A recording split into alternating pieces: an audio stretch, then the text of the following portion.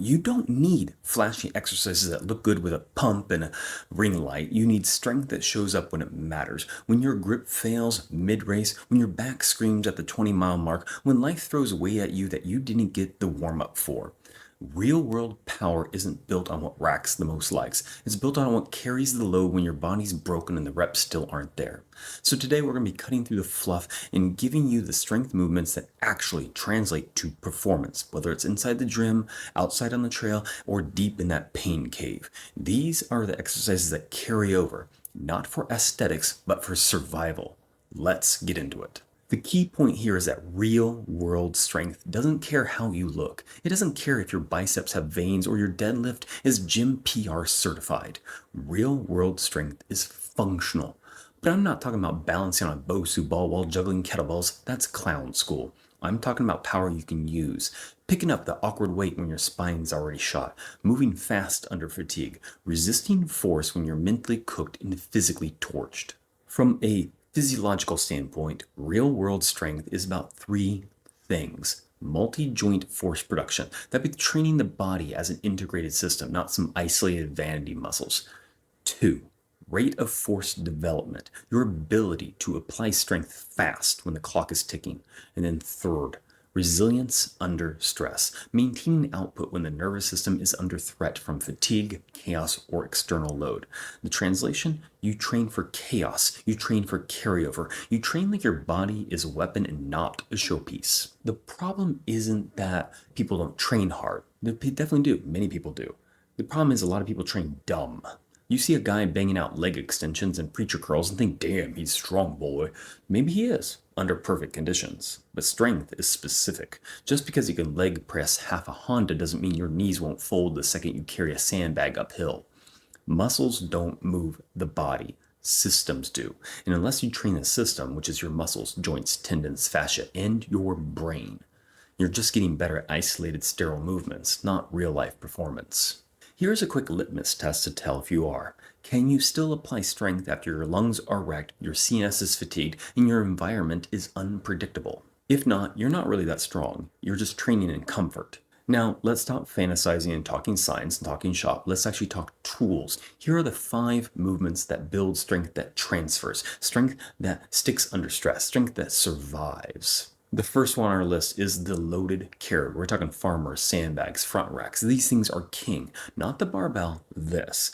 Carrying heavy, awkward movement, awkward weight activates more muscle fibers, stabilizers, and neurological output than any lift. It's primitive, primal, brutal, and that's why it works. Physiologically, it will stimulate spinal compression tolerance. It will engage your global stabilizers, especially the QL, your obliques, your glutes, your traps, and it builds time under tension grip strength. This matters because life doesn't hand you symmetrical loads. It throws you groceries, your gear, your child's collapsing body while it's crying in a tantrum. Loaded carries train you to hold your ground when gravity's trying to take it. You want functional core strength? Stop planking and start carrying. The second on this list is the deadlift, trap bar or conventional. Not because it's trendy, because it's transferable. Deadlifts are your body's emergency brake and gas pedal. Pulling heavy from the floor teaches you how to generate max force from the posterior chain, hamstrings, spinal erectors, and lats, all in one coordinated chain. Trap bar deadlifts reduce shearing and are more beginner friendly, but conventional barbell pulls forge pure posterior brutality. The deadlift teaches bracing under load, hinge pattern control, and CNS coordination under extreme strain. But listen close, a good deadlift is not just about getting the weight up. It's about recruiting force efficiently and safely across joints. And this is how you're going to build a body that doesn't break. The third movement on this list is the sled push or drag. Now forget the squat rack for a second. I know it's hard. It really is. It's right behind me. If you want to bulletproof legs and lungs that don't quit, load up a sled and start pushing. And this works because it's concentric dominant, low joint damage, high volume potential. And it will build horizontal force, which actually matters in the real world. Think sprinting, tackling, dragging. Torch it, and this thing will torch your metabolic system while reinforcing posture, which is big, especially in a sedentary world. Pushing a sled will mimic real world work, forcing you to generate forward drive while stabilizing the spine and maintaining tension. And the bonus is it doesn't require a perfect warm-up or mobility, just heart rate and height. The fourth movement on this list is the weighted step up. You ever hike with a pack, climb stairs when your quads are cooked? And that's what step ups train. Unilateral force production with balance under fatigue. This is an ugly cousin of the squat, and it builds legs that don't quit. The science on this is that you will end up having high motor unit recruitment in glutes and quads, high hip mobility and stability under load, and reduce bilateral imbalances. Think left or right side weaknesses. Now, if you're training for mountains, endurance races, think about all the people that go out hunting have to carry out a pack out of the woods. You're going to need this, or you just don't want your knees exploding halfway up a hill. Step ups need to be in your program. The higher the box, the deeper the demand. The fifth and final movement on this list are pull ups. It could be strict, weighted, or even with a towel. It's still the rawest test of upper body strength, you versus gravity. Pull ups build scapular control, grip strength, and vertical pulling power, all of which carry over to climbing, crawling, or hauling yourself over a ledge when you're smoked. You want to make them more functional? Add a weight vest. Use towels or fat grips to train grip endurance. Combine them in circuits to replicate fatigue.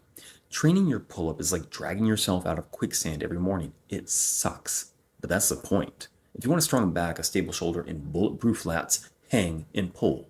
Well, now you got the movements. You need to figure out how to apply them. And there are 5 rules for functional strength here. Rule number 1, training movement patterns, not muscles. Push, pull, hinge, squat, carry, rotate. If your program doesn't cover these patterns weekly, it's not a complete system. Rule, load the nervous system, not just the muscles. True strength is neurological. It's your brain recruiting motor units fast and efficiently. You don't get there by doing 3x10 curls. You get there by lifting heavy, moving explosively, and embracing fatigue. Rule number 3, build your base with carries and hinge work. The spine, the hips are your foundation. The more you load and challenge them, the more resilient the system becomes. Rule number 4, train under fatigue. Don't just lift fresh or when the pre-workout is high. Real life isn't fresh. Add a sled push before your deadlifts. Throw pull-ups at the end of your Metcon. Your strength needs to survive exhaustion. And then rule number 5, track everything. If you're not tracking it, you're not really training. You're guessing. Record your weights, reps, and RP. Strength is data. Progress is earned, not assumed. Now, in all of this, there is an uncomfortable truth. You have been lied to by fitness influencers. You think progress is a montage at this point. It's not. It's an endless series of reps when no one's watching. Real strength training is not sexy. It's a brutal repetition. It's waking up at 4 a.m. to carry a sandbag because your life depends on it. On building resilience. It's dragging the sled when your knees ache. It's pulling yourself up when your grip is toast and your lungs are heavy. You want grit? Stop looking for motivation. Stop searching on social media. Build habits, stack pain, load stress intentionally. The body adapts, the brain rewires, and you become something most people can't even comprehend. That's what you want. Capable under pressure. Now, remember this. Nobody's coming to save you. No influencer, no program, no magic cue. You want real world power? Earn it. You want to move like an animal, endure like a machine? Build it. Start with 5 movements, apply the 5 rules, get under the weight, and don't flinch. And when it gets hard, good. That's the moment you stop training muscles and start forging grit. Remember, you are the system, you are the plan, you are the coach. Now act like it.